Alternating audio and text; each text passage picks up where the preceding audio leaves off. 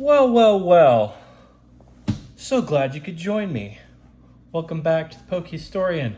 I'm your host, Matt X.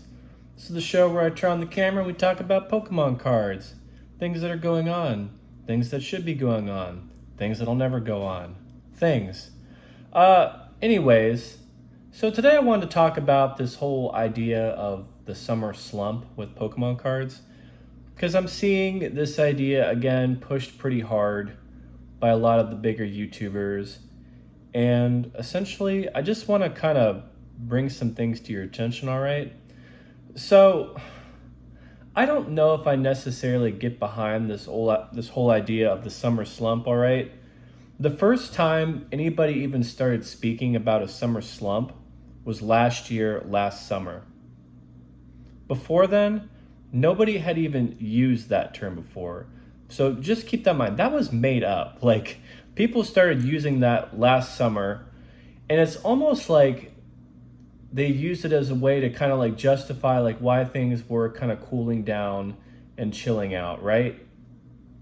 I feel like the whole thing is kind of possibly a little bit disingenuous. As I've said before in one of my older videos, there aren't a lot of like hard, fast, steady rules with how this Pokemon card stuff works.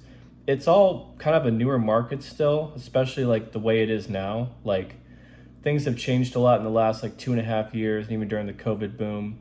There hasn't really been enough time for real hard rules that you can follow to be established. So just keep that in mind. And I kind of wonder what the motives might be behind like establishing something like that. You kind of almost wonder, oh, are you like really afraid that like people are going to tap out on this market? So like you're doing whatever you can to justify why there's a slowdown just so you can hopefully keep people in the game and get things to go back up. I do sometimes wonder a little bit about that. I didn't think about it as much last year, but the fact that people are still trying to push it, it's kind of strange. And last year we didn't even really have that much of a summer slump. It's it's just kind of a strange little thing. And the truth is, like I said before, we are seeing a quieting down of the Pokemon card market. A lot of stuff has gone sideways. And some of it started going sideways even like before the summer started. And a part of that is, I don't think it's necessarily the summer slump because Matt's going out surfing on the weekend or something. No, I think the reason a lot of things have kind of gone sideways is because things are so damn expensive.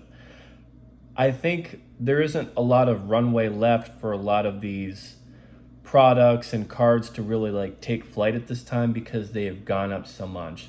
Like I said before, it seems to me, at least with a lot of stuff, we kind of are reaching the top of their trajectory for where they can go right now. I'm not going to say that things aren't going to run up further in the future, but I mean, you got cards from Ascended Heroes that are going for like $1,200. I mean, do you really think that some of these Ascended Hero cards are going to go to like 3K or something like in the next year? And just stop and think to yourself how absurd that really sounds, right? I mean, these are unprecedented prices.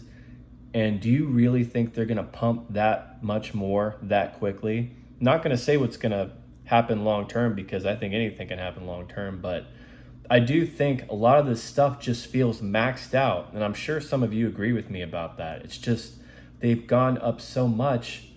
There's not much more room for them to go. I mean, you got Phantasmal Flames like sitting up there at that incredible price for a booster box. What was it, like $450, $550, somewhere in there? I mean, just stop and think about it. I mean, when new stuff is coming out at prices that are as high as they are, they just don't have as much runway right now while they're in print. So I think that's the reason we're seeing stagnation right now, more so than a summer slump. I think it's just they've run out of room to grow for the time being. And the only thing that will give them more time to grow, these products and these cards, is just more time. And people need to be patient and realize like you're not supposed to triple, quadruple, quintuple your money in a freaking month. Like, that's not how things are supposed to work. And of course, we have seen some of that, I will agree. But that's not normal market movement. And you can't expect something like that just to continue on and on. There's only so much money that people have. There's only so much money that people are willing to invest. And yes, I know I've said before that there are a lot of wealthy people that are willing to put a lot of money into this stuff. But even they have like a breaking point. And even they, I mean, the thing with wealthy people is they have so much money, they might just get bored with Pokemon and go pump their money into something else because they have so much to spend. It's very hard to keep their attention long term, I would say. So, anyways, that's all I want to say. Just word of caution: don't trust all these rules that these Pokemon gurus try and give you about how this stuff works, because a lot of it is engineered, and there's not a lot of hard data and hard evidence going back 5, 10, 15, 20 years to really prove the things they are saying. And also, last point I'll say about that is, remember, as we've seen even just during this Pokemon card market boom, the rules have constantly changed. Like, when's the best time to buy? When's the best time to sell? Things have been so liquid and fluid as to like what the best option is. It's really hard to establish any rules. Like, for example, even I was talking about like earlier this year, like for a while it seemed like the right move was to buy booster boxes right when they came out. Then things kind of started flipping around. Then it's like, well, you probably should wait just a little bit before you buy them. And then things flip back around, like, oh, you better buy now right when something comes out, and or forever hold your peace. I mean, long story short with all that, there just aren't a lot of like hard, fast, established rules, and the rules are always changing. So don't get too comfortable by what somebody tells you about this is how you handle this and this is how you handle that. The only advice that I can give you that I still think is hard, fast is get some booster boxes if you want to invest, put them away, let them sit and move on. That's about it. That's the only real Pokemon card investing advice I have for you. And then for the single cards, like I've told you before, get the cards you like, have fun with them, and if you like them, chances are other people are going to like them, and therefore they will go up over time. All right, that's all we got today. Like and subscribe, hit the notification bell. Tell me in the comments how wrong I am. See you in the next one.